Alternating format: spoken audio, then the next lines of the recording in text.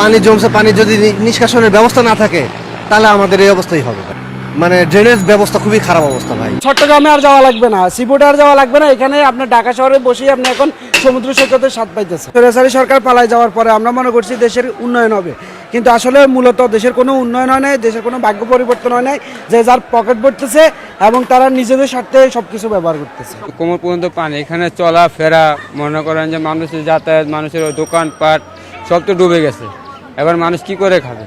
এখন মনে হয় সরকারের যদি চায় যে মনে করেন যে আমাদের দুর্ভোগটা ওনারা দূর করতে পারবে। বাংলাদেশের ড্রেনের যে অবস্থা, ড্রেন ঘাটে ময়লা আবর্জনা থাকে, মানুষ ড্রেন পরিষ্কার করে না, ড্রেন ঘাট ময়লা করে রাখে, এই কারণে ফানিগুলো নামতে পারে না, রাস্তাঘাটে এরকম ফানি থাকে। অনেক কষ্ট করে সকালবেলায় যাওয়া লাগছে এরকম ফানির উপর দিয়ে, এখনো যাওয়া লাগে। 97 থেকে ঢাকা, তখন থেকে দেখে গ্রিন রোডে এখান থেকে নিউ মার্কেটের এই রোডটা খুবই জঘন্য অবস্থা। এটা পরিকল্পনা আজকে থেকে না, কোনো সরকারি এটা পরিকল্পনাটা বাস্তবায়ন করতে পারে নাই। এটা নিচু, এই জায়গাটা নিচু। যে সরকারি আসছে কোনো সরকারি এটা বাস্তবায়ন করতে পারবে না, ভবিষ্যতে পারবে কিনা আল্লাহই ভালো জানে। সিটি কর্পোরেশনের কাছে ড্রেন পরিষ্কার করা হয় না, ময়লা ছেলে ফেলা। এই বেহাল দশা হচ্ছে অতিবৃষ্টির কারণে, মানে যেভাবে পানিগুলো যাওয়া দরকার, যে ড্রেন ব্যবস্থা আছে ওই ড্রেন ব্যবস্থা টোটালি ভালো না এক কথায় বলতে গেলে। মানে যে ধারণ ক্ষমতা ড্রেন সইতে পারে এই পরিমাণ ড্রেনে পর্যাপ্ত জায়গা নেই। পানি অতিরিক্ত পানি বৃষ্টির কারণে এই পানিগুলো যেতে পারতেছে না।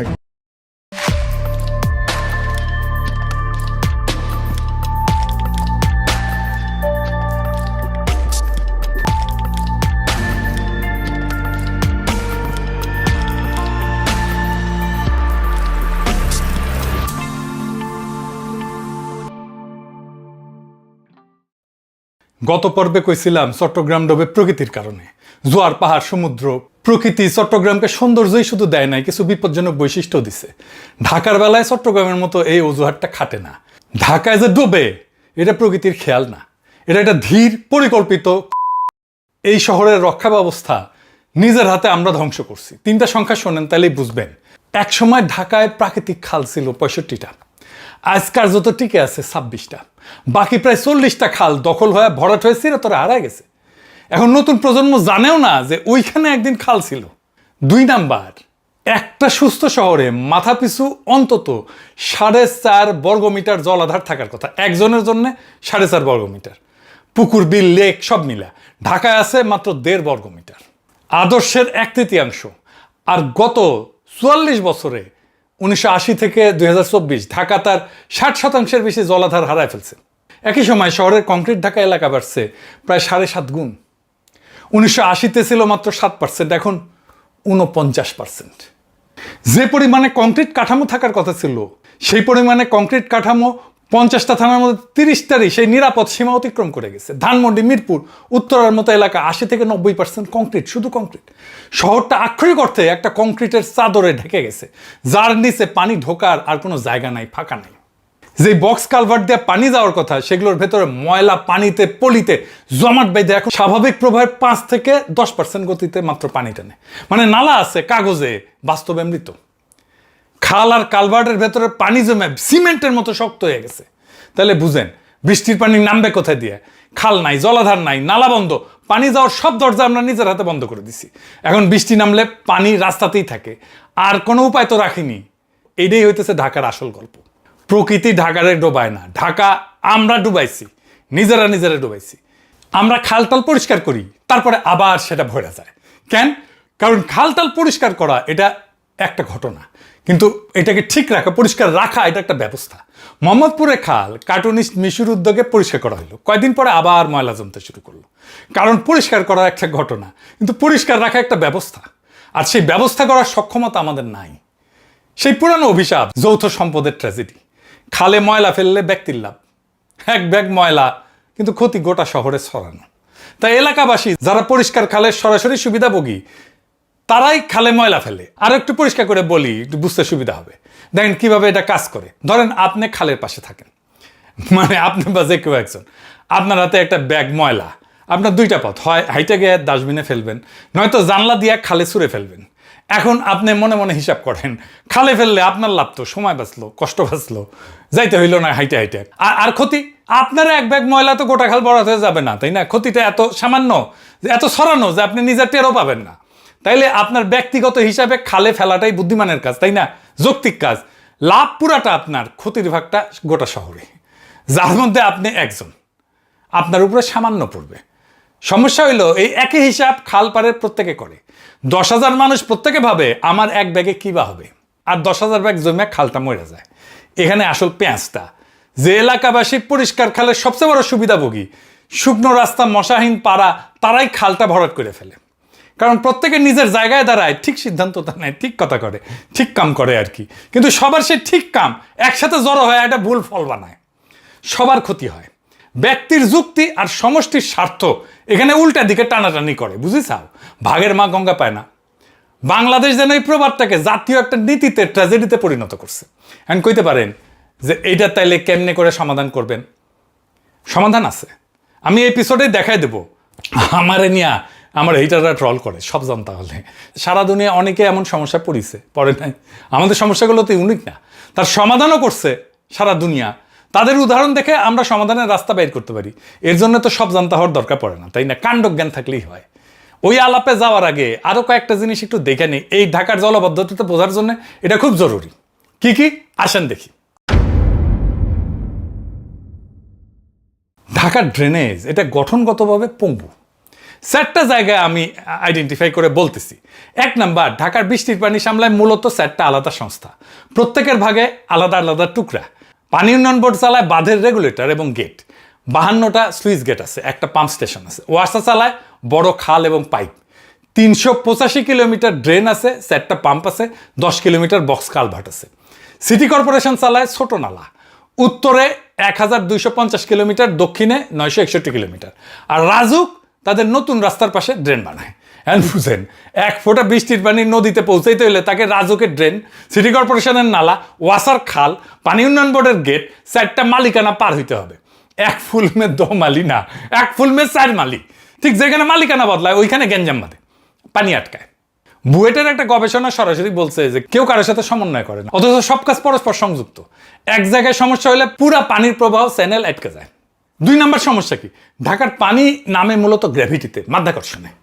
এর মানে উপর থেকে নিচে নামে স্বাভাবিকভাবে, স্বাভাবিক গতিতে পানি যেভাবে নামে আর কি, গড়ায় গড়ায় নদীতে। কিন্তু ভয়ঙ্কর ব্যাপারটা হইতেছে যে মে থেকে অক্টোবর এই টাইমে আমাদের ঢাকার আশেপাশে যে নদীর পানি স্তর, শহরের ভেতরের যে পানি স্তর তার চেয়ে উঁচু হয়ে যায়, বুঝছেন? তখন গ্র্যাভিটি উল্টা কাজ করে, নদীর পানি শহরের মধ্যে ঢুকে পড়ে, পানি বেড়ানোর বদলে নদীটাই শহরে ঢুকে ফেলে। তাইলে আপনার ওই যে দিক দিয়ে নদীতে পানি যাবে সেটা বেড বন্ধ করে পাম্প চালানো ছাড়া তো কোনো উপায় নাই।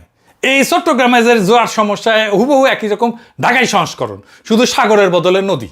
আর ঢাকা সমুদ্রপৃষ্ঠ থেকে খুব বেশি উঁচুতে না, কিন্তু মাত্র 6 থেকে 8 মিটার উঁচু। শহরের পূর্বাংশ মানে বালু নদীর দিকের এলাকা যেমন রামপুরা, বাড্ডা, খিলগাঁও, বাসাবো, ড্যামরা, যাত্রাবাড়ি সবচেয়ে নিচু। পশ্চিম এলাকা 2080 সালে বন্যার পর বেড়িবাঁধ দিয়ে ঘেরা হয়েছে, কিন্তু পূর্বাংশে এই সুরক্ষার বাইরে, খোলা নিচু প্লাবনভূমি, তাই ওইখানে পানি জমে সবচেয়ে বেশি, নামে সবচেয়ে দেরিতে। 3 নাম্বার সমস্যা কি, কমলাপুর স্টেডিয়ামের পাশে সিটি কর্পোরেশনের একটা পাম্প স্টেশন আছে, কাগজে কলমে মিনিটে 8.5 লাখ লিটার পানি সরাইতে পারে, কিন্তু ভারী বৃষ্টির পর সেটা কাজেই লাগে না। কেন জানেন? কারণ এর সাথে যে যুক্ত নালা আর বক্স কালভার্ট এটা বন্ধ, পানি যায় না ওই পর্যন্ত। পাম্প আছে কিন্তু পাম্পের মুখ পর্যন্ত পানি পৌঁছায় না, মানে কাগজে আছে কিন্তু কাম করে না। এতে যন্ত্র আছে, নিখুঁত আছে, ইনভেস্টমেন্ট আছে, কিন্তু একটা যন্ত্র নিখুঁত হলে কাজ করতেছে না, কারণ শিকলের যে বাকি জায়গা ওটা ভাঙা থাকলে গোটাটাই তো অকেজ, তাই না? এরপরের সমস্যা কি, ডিএনডি বাঁধ। ঢাকার দক্ষিণের ডিএনডি এলাকা বন্যা ঠেকাইতে চারিদিকে বাঁধ দিয়ে ঘেরা, আপনারা তো জানেন। বাঁধ বাইরের বন্যা ঠেকায় কিন্তু ভেতরের বৃষ্টির পানি আটকে দেয়, এটা বাইরেতে দেয় না। সেটার বের করার একমাত্র উপায় হচ্ছে পাম্প, আর পাম্প এত সক্ষম না। পাম্প যত পরিমাণে পানি আসে বের করতে হয় সেটা পারে না পাম্প। তাহলে হইলটা কি, বাদ দিয়া বাইরের বন্যা ঠেকাইলেন কিন্তু ভেতরের বৃষ্টির পানিও আটকা পড়লো। তো আগে এই পানি শুষে নিত ভেতরের কৃষি জমি। 1962 সালে ডিএনডির এলাকার ভেতরে 80% ছিল ধান ক্ষেত, প্রকৃতির এটা স্পঞ্জের মতো, পানি গেলে টেনে নেয়। কিন্তু নগরায়নে ওই কৃষি জমি নামে আসতে 25% নিচে, বাকিটা কংক্রিট। এখন পানি শোষণের জায়গাও নাই, বেড়ানোরও পথ নাই, আর পাম্প কাজ করে না। আমার পাম্প যা দরকার তার চেয়ে কম। ফল কি, বাঁধের ভেতরে প্রায় 87% এলাকায় এখন বৃষ্টি হলে ডুবে যায়। সুরক্ষার জন্য বাদী হয়ে উঠলো জলাবদ্ধতার উৎস। রাষ্ট্র এক সমস্যার সমাধান করতে গিয়ে আর এক সমস্যা বানায় ফেললো। তার মানে ঢাকার ড্রেনেজ শুধু নোংরা না, এটা গঠনগতভাবে পঙ্গু। ময়লা পরিষ্কার করলেও একই ডিজাইন সমস্যা থেকে যায়। এবার একটা গল্প বলি, টাস্কি তো খেয়া যাবেন। 1998 সালে ঢাকার ইতিহাসের অন্যতম ভয়াবহ বন্যা হয়েছিল, আপনারা মুরব্বীরা জানেন, বয়স্করা জানেন। শহরের 56% ডুবে গেছিল। শহরের প্রায় 1/4 পানি বেড়ায় একটা মাত্র গেট দিয়া, রামপুরা রেগুলেটর দিয়া। বন্যার সময় দেখা গেল এই রেগুলেটর কিভাবে চালানো হবে তার না আছে কোনো নীতিমালা, না আছে দায়িত্বপ্রাপ্ত কেউ। আর নদীর পানি ঠেকাইতে যে গেটগুলো বন্ধ রাখার কথা ছিল সেগুলো বন্ধই করা হয়নি। শহরের সবচেয়ে গুরুত্বপূর্ণ পানি নিষ্কাশন গেট কখন খুলবে, কখন বন্ধ হবে, কে চালাবে কেউ জানে না, কারো দায়িত্ব না। তো শহর তো ডুববেই, ঢাকা শহর কি বেঁচে থাকবে? কারণ শহরের সবচেয়ে জরুরি সুইচটার পেছনে কোনো মানুষ নাই, কেউ দায়িত্ব নাই, কোনো নাম নাই, কোনো জবাবদিহিতা নাই। এইবার আসেন সমাধানের প্রসঙ্গে আসি। বিশ্বে এইভাবে এই প্রবলেম নানাভাবে জিতছে, আসেন কিভাবে জিতছে সেটা একটু দেখি। টোকিও শহর এক সময় প্রত্যেক বর্ষায় ডুবতো ঢাকার মতোই। তারা কি করলো, মাটির প্রায় 50 মিটার নিচে, মানে 15 তলা বিল্ডিং যত গভীর হয় তত দূর, বানায় ফেললো পৃথিবীর সবচেয়ে বড় ভূগর্ভস্থ বন্যা নিয়ন্ত্রণ ব্যবস্থা। এর নাম হইতেছে জি-ক্যান্স। এই ভিডিওটা ইউটিউবে দেখতে পারবেন। এটা দেখতে এত বিশাল যে 5টা বিশাল কংক্রিটের কুয়া, প্রত্যেকটা এত বড় যে ভেতরে একটা আস্ত স্ট্যাচু অফ লিবার্টি দাঁড়ায় যেতে পারবে। এই কূপগুলো একটা টানেল দিয়ে যুক্ত, আর পানি ঠেলে বের করে দেওয়ার জন্য একটা শক্তিশালী পাম্প আছে যেটা চালানো হয় বিমানের জেট ইঞ্জিন দিয়ে, এত শক্তিশালী। বৃষ্টির পানি যখন শহরে জমতে শুরু করে, এই ব্যবস্থা সেকেন্ডে 200 টন পানি টাইনে নদীতে ফেলে দিতে পারে। খরচা বেশি, $260 কোটি লাগছে এটা জাপানের। বানাইতে সময় লাগছে 13 থেকে 14 বছর। কিন্তু যে এলাকায় এটা বাঁচায় সেখানে বন্যার ক্ষতি প্রায় 90% কমে গেছে। আর এই ব্যবস্থা এই পর্যন্ত 150-র বেশি বার চালু করতে হয়েছে, মানে 150-র বেশি বন্যা এটা ঠেকাই দিছে। ঢাকায় কি এটা করা যায়? এটা কাজ করে, সন্দেহ নাই, কিন্তু এটা ভয়ঙ্কর ব্যয়বহুল আর তৈরি হতে বহু বছর সময় লাগে। তাই এটা ঢাকার পুরো সমস্যার সমাধান হইতে পারে না। তবে যেসব জায়গা সবচেয়ে বেশি ডোবে, যেমন পুরান ঢাকা বা ডিএনডি এলাকা, সেখানে ছোট আকারে এরকম ভূগর্ভস্থ জলাধার করে দেখা যেতে পারে আর কি। 2 নম্বর মডেল কি, কুয়ালালামপুরে স্মার্ট টানেল। এইটা এক সুড়ঙ্গ 2 কাজ, এক ফুল 2 মালি। হ্যাঁ, কুয়ালালামপুরও ঢাকার মতো 2টা সমস্যা ছিল একসাথে। একদিকে আকস্মিক বন্যা, আর একদিকে ভয়াবহ যানজট। তারা মাটির নিচে বানাইলো প্রায় 10 কিলোমিটার লম্বা একটা বিশাল সুড়ঙ্গ, এমনভাবে যেন 2টা কাজ করতে পারে। স্বাভাবিক সময় যখন বৃষ্টি নাই, সুড়ঙ্গটা একটা মোটরওয়ে, মোটর যাবে, দিনে 30,000 গাড়ি চলে, যানজট কমে। কিন্তু যখন ভারী বৃষ্টি হয় তখন একটা অদ্ভুত ঘটনা ঘটে। সিসিটিভি ক্যামেরায় নিশ্চিত করা হয় যে শেষ গাড়িটাও বেড়ে গেছে। তারপরে কপাট বন্ধ করে দেওয়া হয়, সুড়ঙ্গটাকে বানায় ফেলা হয় বন্যার পানির নালা। যে রাস্তাটা 4 ঘন্টা আগে গাড়ি চলতেছিল সেটা এখন একটা নদী। শহরের কেন্দ্র থেকে লক্ষ লক্ষ ঘনমিটার পানি সরাই নিয়ে নদীতে ফেলে দেয়। আবার পানি নেমে গেলে রাস্তা ধুয়ে মিশে 2 দিনের মধ্যে আবার গাড়ি চলা শুরু হয়। এটা খরচ পড়ছিল প্রায় $515 মিলিয়ন, টোকিওর প্রায় 1/5। অথচ 2টা কাজ 2007 থেকে চালু, আর এই পর্যন্ত 50-এরও বেশি বার শহরের কেন্দ্রকে বন্যা থেকে বাঁচাইছে। জাতিসংঘ পর্যন্ত এটাকে পুরস্কার দিছে। ঢাকার সমস্যা হতো ঠিক এই 2টাই, জলাবদ্ধতার যানজট। একটা কাঠামো নিয়ে 2টা সমাধান। রাজনৈতিকভাবে এটা লোভনীয়, কারণ 1 টাকায় 2 কাজ হবে। ঢাকার কোনো একটা গুরুত্বপূর্ণ করিডোর এরকম কিছু ভেবে দেখা যাইতে পারে। 3 নম্বর মডেল কি, সিঙ্গাপুর। খালকে নদী বানায় ফেলা। সিঙ্গাপুরে বিশান পার্কে একটা সোজা কংক্রিটের নালা ছিল, প্রায় 3.5 কিলোমিটার লম্বা। দেখতে অনেকটা আমাদের হাতির ঝিলের আগের নর্দমাগুলোর মতো আর কি। তারা সেটা সোজা কংক্রিটের নালা ভেঙে দিয়ে বানাইলো একটা 3 কিলোমিটার লম্বা আঁকাবাঁকা প্রাকৃতিক নদী, গাছপালা ঘাস পাথর দিয়ে সাজানো। এই আঁকাবাঁকা নদী একদিকে আগের চেয়ে অনেক বেশি বৃষ্টির পানি ধরে রাখতে পারে, আবার অন্যদিকে হয়ে উঠছে শহরের সবচেয়ে সুন্দর পার্ক, যেখানে মানুষ বিকালে হাঁটতে যায়, বাচ্চারা খেলে। ওই একই পার্কেই খরচা হইল প্রায় $5.5 কোটি। টোকিওর খরচের তুলনায় যা সামান্য একটা ভগ্নাংশ। কিন্তু আসল রহস্যটা কিন্তু টাকায় না, অন্য জায়গায়। সিঙ্গাপুরের পানি দেখাশোনা করে একটা সংস্থা, আর পার্ক দেখাশোনা করে আরেক সংস্থা। এই 2 সংস্থা তাদের বাজেট আর দায়িত্ব আলাদা না রেখে এক জায়গায় জুড়ে কাজটা করলো। এটা ঢাকার জন্য সবচেয়ে মানানসই। ঢাকার হারায় যাওয়া 40টা খাল ফেরায় আনা, শুধু নর্দমা হিসাবে না, নদী আর পার্ক হিসাবে। কারণ মানুষ যখন খালটাকে ভালোবাসবে, নিজের বিকেলের হাঁটার জায়গা মনে করবে, তখন সেখানে সে ময়লা ফেলবে না। যৌথ সম্পদের যে অভিশাপের কথা বলছিলাম না, সেটা ভাঙার এটা আসল চাবি। আর একটা মডেল আছে রটারডামে, পানির চত্বর। এক জায়গা 2 চেহারা, মানে রটারডাম কিছু বানাইলো পানির চত্বর। ব্যাপারটা এমন যে শহরের খোলা চত্বর, খেলার মাঠ, স্কোয়ারগুলো এমনভাবে বানানো হইলো যে শুকনা দিনে ওইগুলো বাচ্চাদের খেলার মাঠ হবে, বাস্কেটবল কোর্ট হবে, বসার জায়গা হবে। কিন্তু ভারী বৃষ্টির সময় ওই একই চত্বর নিচু হইয়া অস্থায়ী জলাধার পুকুরে পরিণত হয়ে যাবে, পানি ধরে রাখবে। যতক্ষণ না নালা খালি হয়ে যায় ততক্ষণ সে পানিটা ধরে রাখবে। নালা খালি হয়ে গেলে এই পানিটা ছেড়ে দেবে। একটা নির্দিষ্ট জায়গা, একটা নির্দিষ্ট দায়িত্ব। ঢাকার পার্কে, খেলার মাঠে, স্কুলের মাঠে এইগুলোকে ডাবল ডিউটিতে লাগানো যায়। শুকনা দিনে খেলার মাঠ, বৃষ্টির দিনে জলাধার। জায়গা নতুন করে কিনতে হয় না, যা আছে তাকেই দুইভাবে কাজে লাগানো যায়। আমাদের তো দরকার অতিবৃষ্টির সময় পানি ধরে রাখা। আমরা এই কাজ তো কিছুটা হলেও করছি, ঢাকার নিজে হাতের জেলেই করছি। এই একটা জায়গা শহরের প্রায় 1/4 বৃষ্টির পানি ধরে রাখে। এটা কার্যকর প্রাকৃতিক জলাধারের মতো কাজ করে। গবেষকরা বলছে যে হাতের ঝিলের মতো আরো অন্তত 20টা এরকম জলাধার বানানো হোক। আর একটা গবেষণা বলছে ঢাকার মাত্র 15টা খাল যদি ঠিক মতো খনন করা যায়, তাইলে ঢাকা শহরের প্রায় 80% জলাবদ্ধতা দূর হয়ে যাবে। মানে সমাধান কোনো দূরের স্বপ্ন না, হাতের নাগালে। তাহলে ঢাকার জন্য সবচেয়ে বাস্তব পথ কোনটা? আমি কইতে পারেন দাদা এত বড় বড় পরিকল্পনার কথা কইছে, আমি তো বর্ষায় ডুবতেছি এখনই, সামনের বর্ষাতেও ডুববো। তাহলে দ্রুত এই 2-1 বছরের মধ্যে কি কোনো পার্থক্য টের পাওয়া সম্ভব? হ্যাঁ সম্ভব, কিন্তু একটা শর্তে, যেটা শেষে বলবো। দেখেন, 2টা জিনিস আলাদা করতে হয়। একটা হইলো সমস্যা স্থায়ী সমাধান, সেটা বছরের পর বছরের কাজ। আর একটা হইলো দৃশ্যমান উন্নতি, মানে মানুষ যেন টের পায় যে আগের চেয়ে কম ডুবতেছে, পানি দ্রুত নামতেছে। এই দ্বিতীয়টা অনেক দ্রুত সম্ভব। সবচেয়ে দ্রুত 1 বর্ষার মধ্যেই নালা আর কারভার্ট পরিষ্কার করতে হবে, সোজা হিসাব। মনে আছে বলছিলাম ঢাকার বক্স কালভার্টগুলোর ভেতরে জমাট বেঁধে স্বাভাবিক গতির মাত্র 5 থেকে 10% পানি টানতেছে। এখন ভাবেন, এই বন্ধ কালভার্ট যদি শুধু পরিষ্কার কইরা অর্ধেক গতিতেও আনা যায়, ওই এলাকা পরের বৃষ্টিতেই মানুষ পার্থক্য টের পাবে। এখনই এই বক্স কালভার্ট পরিষ্কার করার কাজে ঝাঁপে পড়া উচিত। একটা বাস্তব উদাহরণ দিই, ঢাকার শিল্পকলা একাডেমি থেকে টিটাপাড়া পর্যন্ত প্রায় 3.5 কিলোমিটার লম্বা একটা বক্স কালভার্ট আছে। শুধু এই একটা কালভার্ট পরিষ্কার করলে সেগুনবাগিচা, সচিবালয়, পল্টন, মতিঝিল এই এলাকাগুলোর প্রায় 10 লক্ষ মানুষ সরাসরি উপকৃত হয়। একটা কালভার্ট 10 লক্ষ মানুষ। এই কাজটা মাসের হিসাবে হয়, বছরের না। এর পরের ধাপ 1 থেকে 2 বর্ষা কৌশলগত খাল খনন। এখানে একটা দারুণ তথ্য আছে।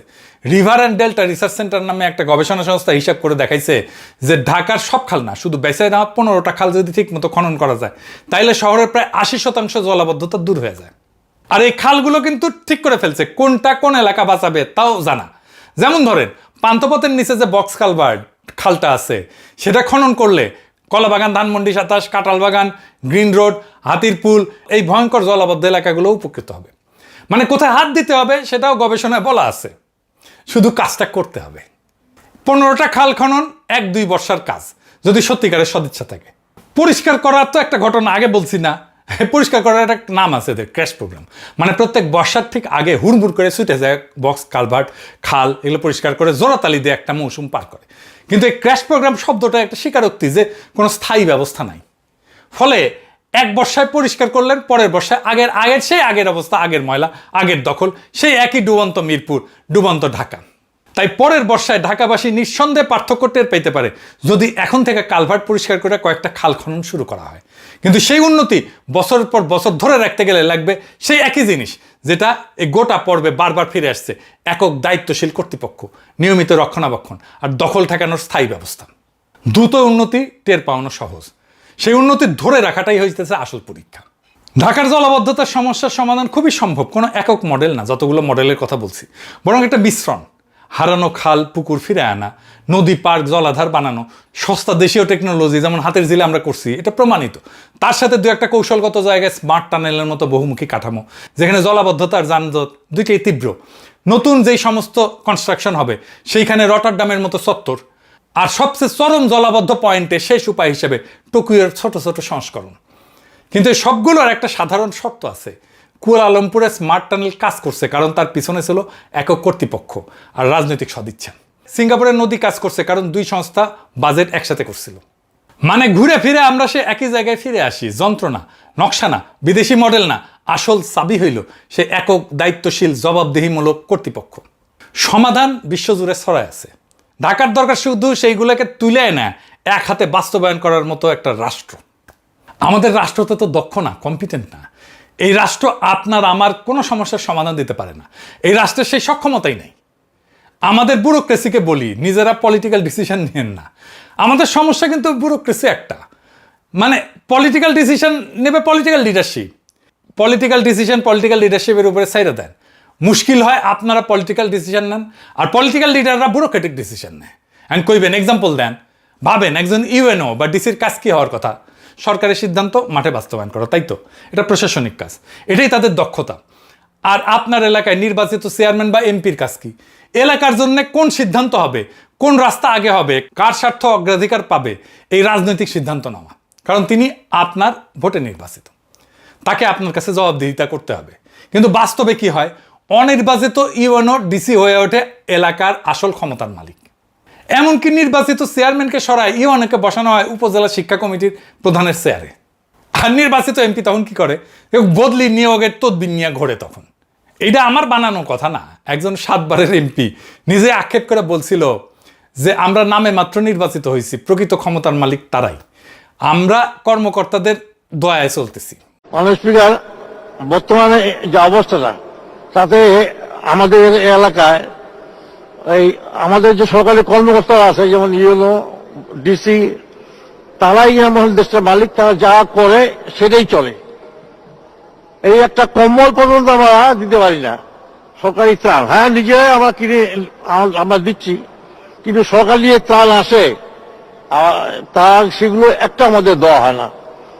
আমরা চাই তারা দয়া করে বলে যে লোকটাকে পাঠিয়ে দিন, একটা স্লিপ দিয়ে আমি কম্বলটা দিয়ে দিব। এই হচ্ছে আমাদের অবস্থা, মাননীয় স্পিকার। তো আমরা এই ইউনো এবং এই সরকারের কর্মকর্তা যারা, তাদের দয়ায় এখন আমরা চলছি। মাননীয় স্পিকার, আমি এবার দিয়ে 7ম বার নির্বাচিত হয়েছি, এই জাতীয় সংসদে আমি আসছি। ভাবেন, 7 বারের একজন নির্বাচিত এমপি বলতেছে তিনি চলতেছেন অনির্বাচিত কর্মকর্তার দয়ায়। সব উল্টা পাল্টা। হাউজিকালে একটা কল আছে, উল্টা পাল্টা 69। আমলা বসে আছে রাজনীতিবিদের চেয়ারে, রাজনীতিবিদ করতেছে আমলার কাজ, দুইজনেই ভুল চেয়ারে। আর যেখানে চেয়ারই উল্টা, সেখানে জবাবদিহিতে উল্টা যায়, কারণ আমলা তো আপনার আমার ভোটে নির্বাচিত না, তাকে আপনি সরাইতেও পারেন না। রাষ্ট্রের বদল আমাদের জীবনের জন্য কত জরুরি দেখেন। এই জন্যই জুলাই আসছিল, আমরা এই জন্যই রাষ্ট্রের বদল চাইছিলাম। এটা না হইলে আমাদের কোনো সমস্যাই মিটবে না, কারণ আমরা সেই চাবি দিয়ে আমাদের ভাগ্যের তালা খুলতে চাইতেছি, যেই চাবি সেই 1972 সাল থেকে কাজ করেনি, আগামী 1000 বছরও করবে না। তাই আপনার আমার সবার সেই আওয়াজ তোলা বন্ধ করা যাবে না। আমাদের নয়া রাষ্ট্র লাগবে, নয়া রিপাবলিক লাগবে, নইলে আমি আপনি কেউ আজাদ হইতে পারবো না, আমাদের রাষ্ট্র আজাদ হইতে পারবে না। ইনকিলাব জিন্দাবাদ, আজাদি জিন্দাবাদ।